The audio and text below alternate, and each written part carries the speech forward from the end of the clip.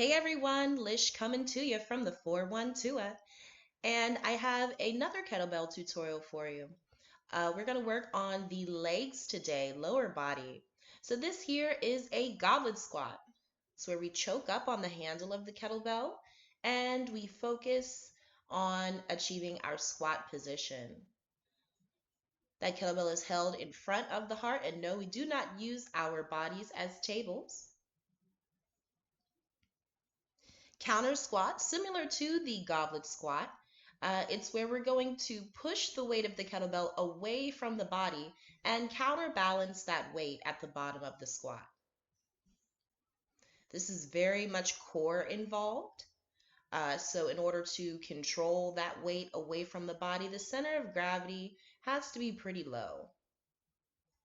Make sure you're driving the knees out and spreading the floor as you're coming back up to the top. So our modified single leg squat here, balance is so important. And so we want to work in unilateral movements, that's single leg or single arm movements. Here right now, we are just beveling the foot. That's lifting the heel, pressing the toes down into the floor. And again, I'm coming into a squat. And I'm using my arm, try to be graceful, right? Definitely just letting the kettlebell hang, by the way. And so the leg that is not beveled, the stable leg, is the arm that holds the kettlebell.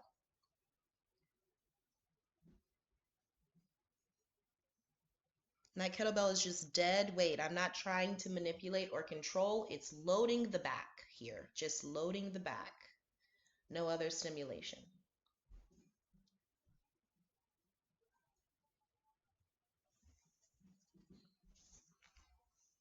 Lunges, we know how to do lunges. Lunges are always important.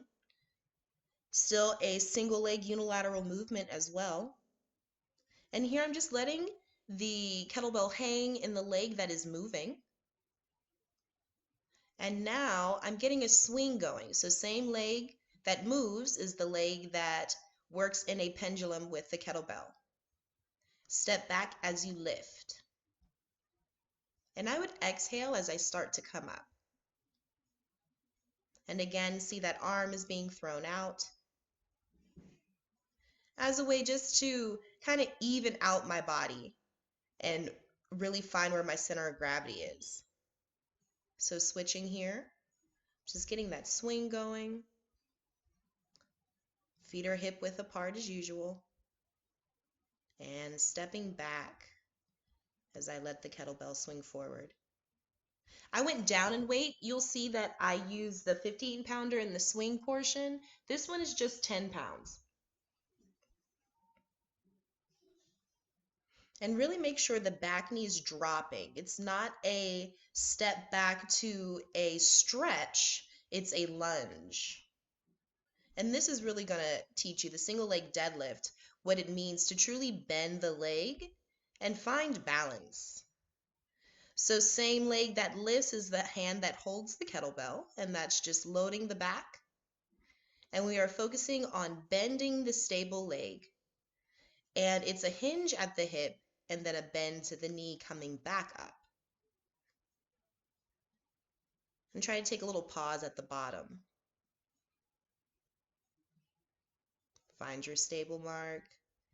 Looking at a spot that's somewhere in front but down below is really good for finding balance in a single leg deadlift. The kettlebell does not have to touch the floor.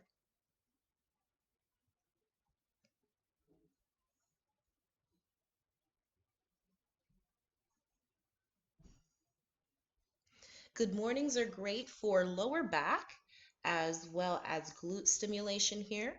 So slight bend to the knee, but I'm really just hinging at the hips, and no, my knees are not coming together. I do not perform good mornings where I pronate my knees. And I dig as deep as I can that my hamstrings allow. You might have a more limited range of motion. The most important thing is that the back is strong. So my hands are scooped underneath the kettlebell, like blossoming, and wrapping around the round part. See that like that? Yeah. And I am doing, again, same thing, deep motion down and up. Now we're transitioning this into a Roman deadlift.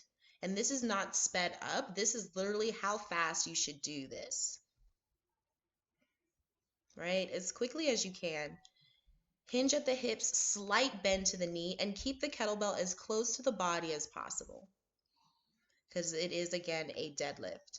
And now we can work into a snatch here. Right? Dig deep down and lift, really stimulating the glutes and elongating the hamstrings. And then that extra little catch, making sure you're locking it up top, pulling the shoulder blades together. Now that you can do that, you can do this combination exercise. So we have the hinge or good morning to a squat. And it looks like I'm lifting this up, but it's really a catch.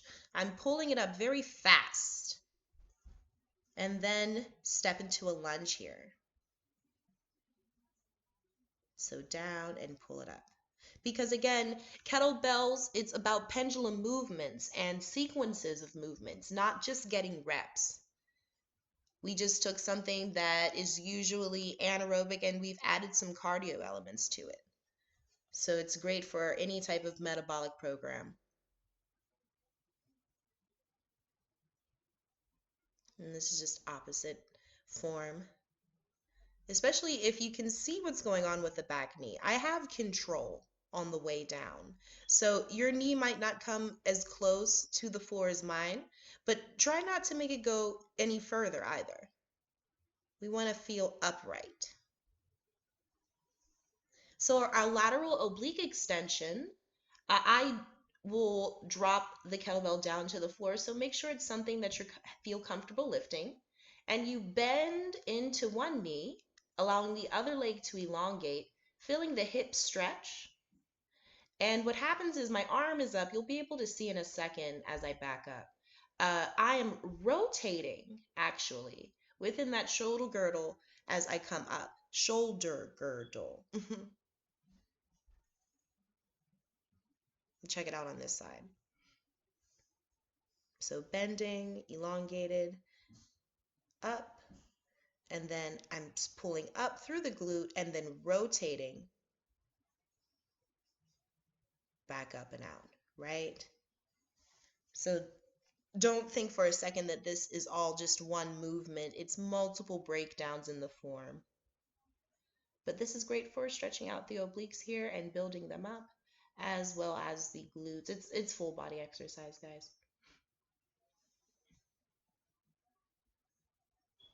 And lastly, we have our lateral lunge.